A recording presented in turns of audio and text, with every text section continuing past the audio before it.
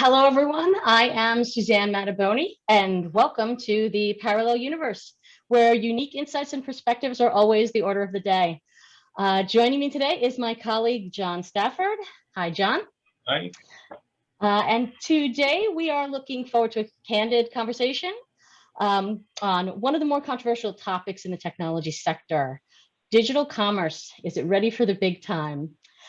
So joining us today for some answers and opinions are three of the most respected visionaries in these categories. Rick Oglesby, founder of AZ Payments Group. Hi, Rick. Hi, how are you? Tim Harris, who is CEO of FuturePay. Welcome, nice, Tim. Thank you. And Ronny Yakov, who is CEO of OLB Group. Hi there, Ronny. Hi. Great to have everyone here for this conversation. So to get things going, we usually start off with three essential questions for the parallel universe. Our first one is, we are all well aware of how COVID has impacted the shopping behaviors of consumers. So in your opinions, have merchants kept pace with the shift to digital interactions? Rick, did you want to start? Sure. I would actually argue that the merchants in a lot of cases led the change. Obviously there are a huge number of them were essentially shut down and told, look, you can't bring people into your store. And so they were faced with this dilemma of like, well, I still got to figure out how to sell stuff and I got to figure out how to get customers to come. So there's a rapid adoption of things like order online, pick up in store, order online, and we'll deliver it to your car. All those things that we talked about a lot, and people would say these things about omni-commerce. And, just before COVID, I would hear all these payments companies talking about how they were going to be the omni-commerce infrastructure of the future. And I would sort of roll my eyes because consumer behavior changes very slowly. But when you bring in a shock like this and you put, essentially a proverbial gun to everybody's head and say, you got to do it differently or you're not going to do it at all. Things happen pretty quickly. And, the bigger question to me is what happens now when people can go back to their old habits? Do they stay with their new habits or do they kind of go back? And especially when you talk about things like order online, pick up in the parking lot. How many people are going to stop picking up in the parking lot and start walking back into the store and picking up there? Because obviously the merchants would rather have that. They'd rather have you come in and shopping around and maybe picking up some more things. I think a lot of this was actually merchant led and, consumers followed because it was the only way to get stuff. I think absolutely they kept pace. And in fact, we're leading it. Interesting. Well, same way I feel on my end, we increased tremendously the e-commerce component. It was a while trying to convince merchants to have an e-commerce site, and then they start asking us how soon we can have those things. Same thing with the contactless cards as well. Yeah, I think it poses some challenges as well, right? Some unique challenges, particularly for the smaller and medium-sized merchants that all of a sudden have to deal with all types of supply chain issues that they didn't have before when they managed inventory in their own store. Now they have things that are, just-in-time shipping and coming from different vendors and having to keep track of all of that, which has also led to a huge increase in customer service issues particularly for the smaller merchants. So I think they're getting better at it now. And once they have those systems in place, I agree with Rick that, once they have the systems in place, there's really no turning back. Once they manage all the other complexity that goes around moving from in-store to online. It was kind of interesting, what popped in my head, Rick, when you said, how are we going to get, merchants are wondering, how are we going to get those people back into the store? It's, a corollary there to the pay at the pump at the convenience store. Beyond that, there's really a lot of integrations, I think, that we're seeing that will continue. And those conveniences, I think, are going to drive maybe some new ways of doing business and more efficiencies. Yeah, and it's interesting, it may be driving some pretty long-term benefits for some industries. For example, restaurants. I mean, restaurants have always been limited by the number of tables and people they can seat. And now, they really had to transform to being primarily about takeout. In fact, I had a Right. client, was a tech provider to a lot of restaurants that just, you know, we were working on a big strategic project and they just disappeared. So all of a sudden we've got so much demand from restaurants because they got to figure out how to transform themselves overnight. That client, you know, basically walked away from a big strategic project and said, we got to do this now. And it was all just demand driven, got to go fix the world for these restaurants. And now, you know, they have this opportunity to be much bigger than their four walls allow them to be, right? Is because they've transformed their businesses to be doing a lot more takeout business, do a lot more like catering style businesses, do a lot more, and even, you know, in a lot of states, the ability to sell cocktails outside and do all these other things that they couldn't do before. And now you might look at the restaurant industry and say, hey, that's actually a better investment than it used to be because it's not so constrained by the confines of the walls of that particular store. You could have a small store selling into a large population. So Ronnie, I think, you know, talking about restaurants, I mean, you saw some real big changes in the cafeteria side of that business, Yes. right? Yes. Initially, practically 90% of them closed, and they're reopening now, and they're reopening with more abilities of kind of order ahead or have kiosks that we set up for them, and the entire infrastructure changed. So we're doing like large projects for Fortune 500 companies on that, and they are really kind of excited to the next change. We definitely see also in New York, like what Rick mentioned, in New York, actually, I think now restaurants, because they expand to the street, they have more seats outside than what they used to have originally. Interesting. Okay. Well, as far as this transformation goes, let's talk a little bit about consumer data or merchant data. Now that everyone is working in a digital environment, how are people using this new information? Are they using it effectively? Are providers doing an effective job of empowering those merchants in order to utilize this data to try and drive business further? Tim, did you want to start off that conversation? Yeah, well, I mean, that's actually one of the concepts, not to be self-serving and talk only about FuturePay, but that's one of the major drivers for us is that, you know, sort of sharing the information that we gather from consumers to help them do their marketing and help us market with them. You know, traditionally the providers, particularly the credit card networks, do not share a lot of customer data with their merchants. They keep that fairly close to the vest, and what data that they do share, they're typically sharing for profit with with larger companies that want to analyze patterns and so forth for analytics purposes. So we have kind of a different view of that because we're a revolving credit provider and we work with a closed network of merchants, that we want to share that data, the marketing data, with other merchants so that we can do things like cross-merchant marketing. So, if someone's bought a cooler from one merchant, we might suggest that they buy a gas grill from another, for example. We see that as a competitive advantage for us, as opposed to the way that's traditionally done by the credit card networks. Mm-hmm. Ronnie, how about you? How is your company helping merchants to leverage this kind of information?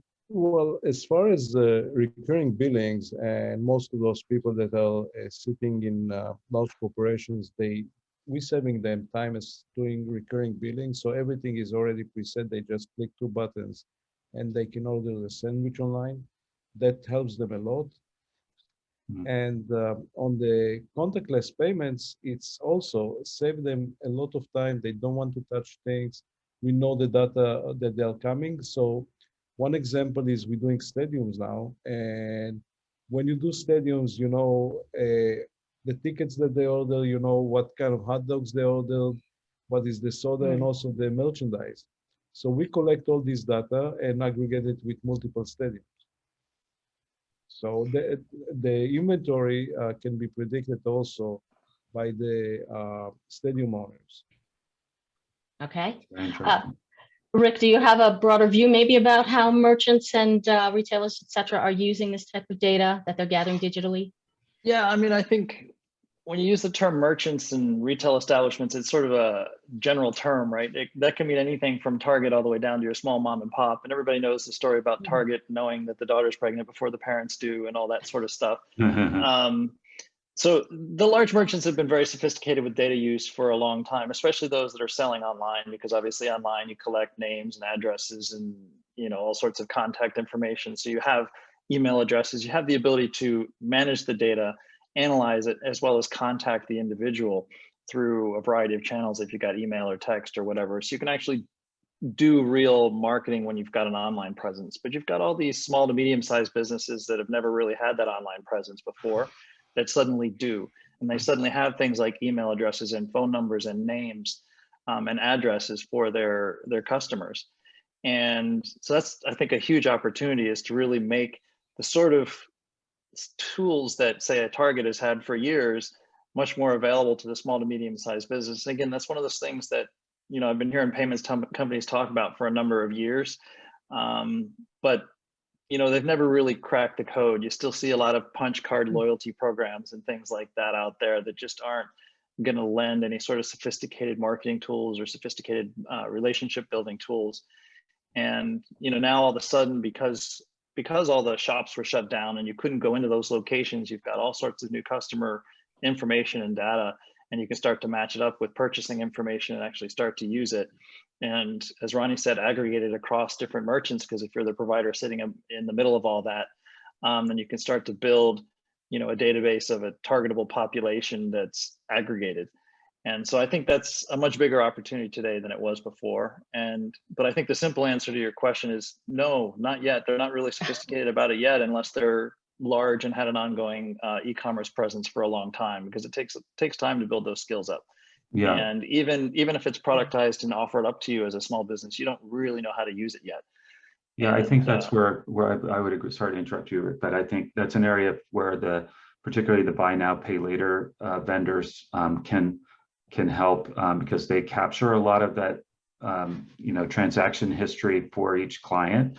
And typically we're all technology companies, so we know how to do digital marketing and so forth. So we can do that on behalf of the merchants. I mean, it benefits both of us for us to point out what the purchase behavior is of certain customers and what they may be interested across merchants and within merchants.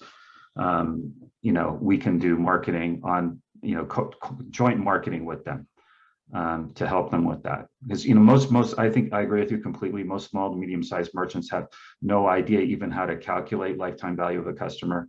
But we have, I think collectively the technology players in the buy now pay later space have the knowledge of how to help them with that. That the large merchants like Target, as you mentioned, already know how to do. Sean, did you have? Yeah, I want to tie back to something Rick said earlier about, omnichannel. Omnichannel is a term that gets used in every industry, and it means something a little bit different. And I think, what we're really talking about here is the opportunity to, for platform providers to provide an omni-channel marketing capability and an omni-channel back office capability. I mean, that sort of omnipresent assistance through digital tools that they didn't really, even if they had access to it before, they didn't know the value. It really is going to be incumbent on those technology providers, whether it's a buy now, pay later, or somebody like an OLB who's, offering them a lot of those capabilities. In terms of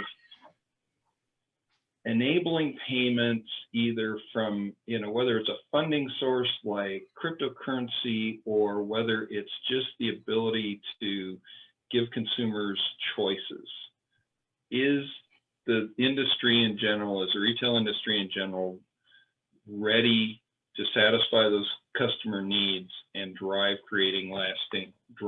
lasting relationships with consumers?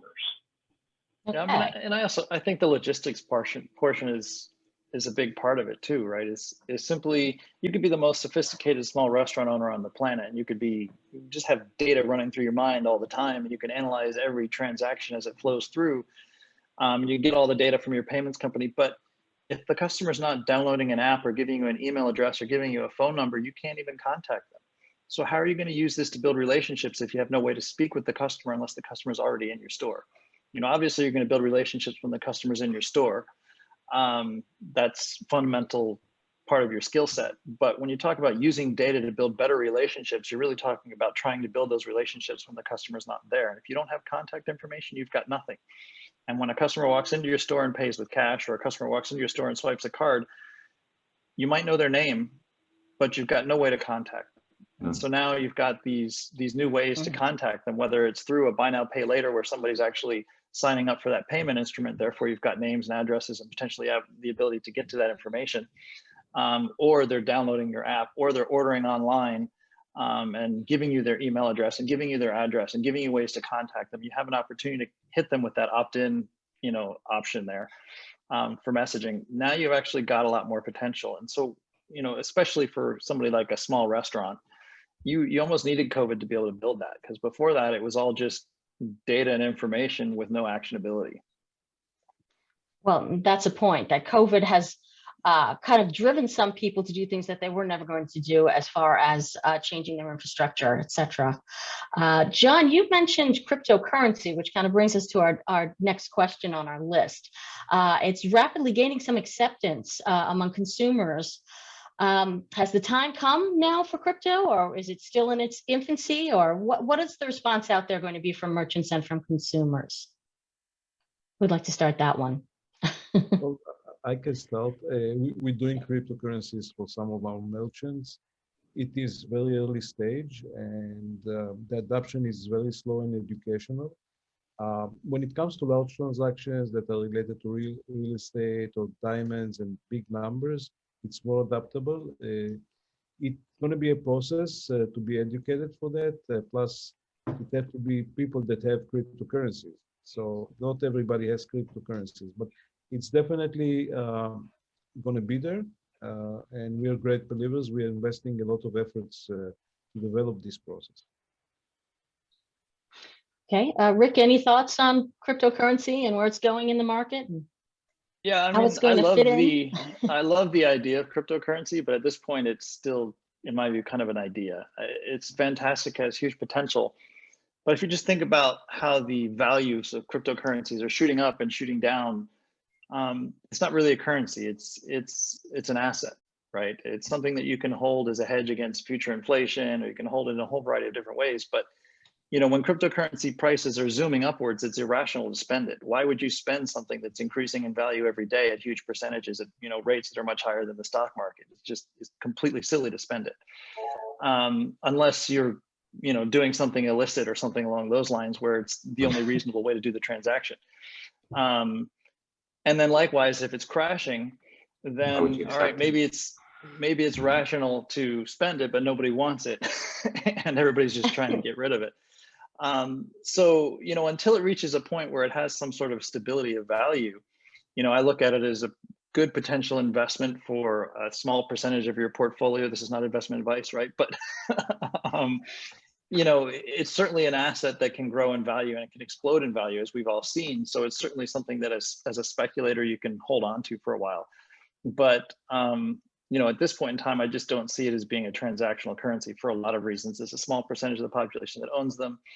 When they own them, they're primarily going to be owning them for the investment value and not for the transactional value, obviously, because there's very few places you can even spend it right now. And it's fairly irrational to spend it in most of those cases.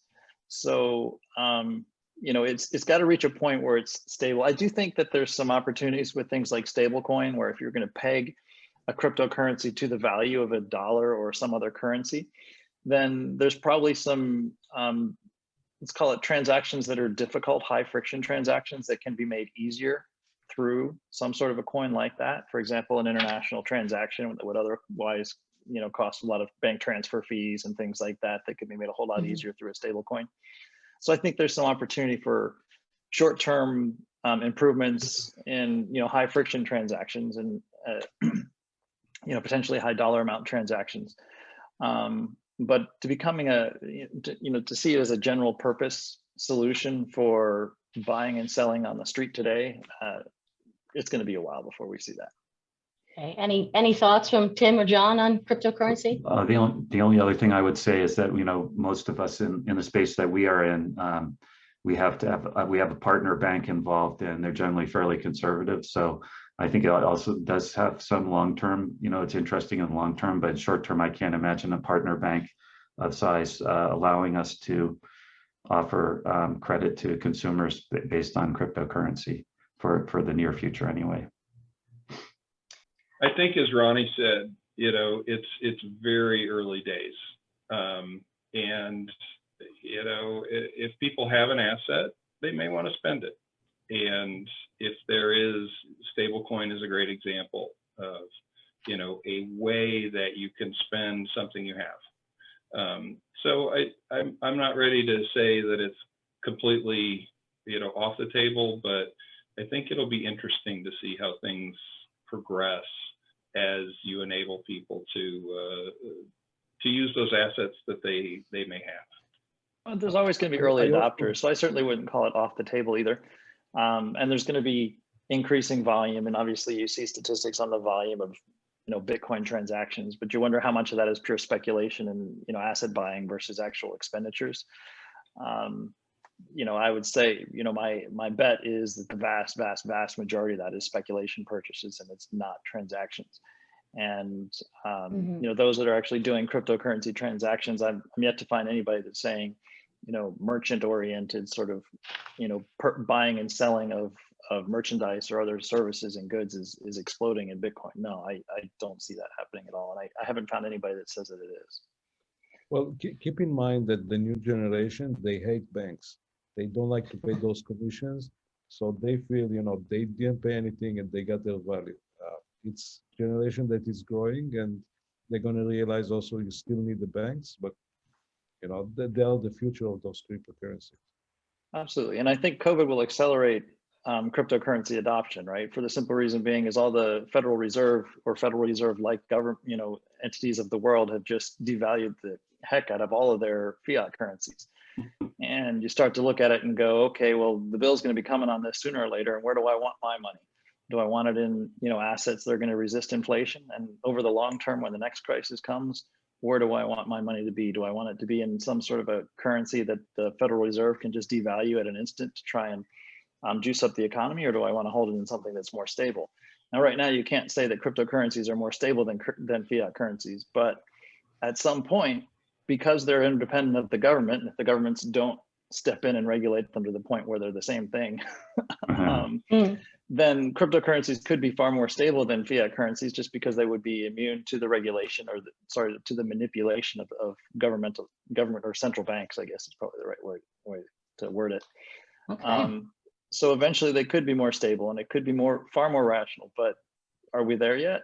No. Did COVID speed it up a little bit? Yeah, I think that's one of the big reasons why we've seen, growth, significant spikes in cryptocurrency values that, obviously they're very volatile, but we did see some big growth during the last year or so.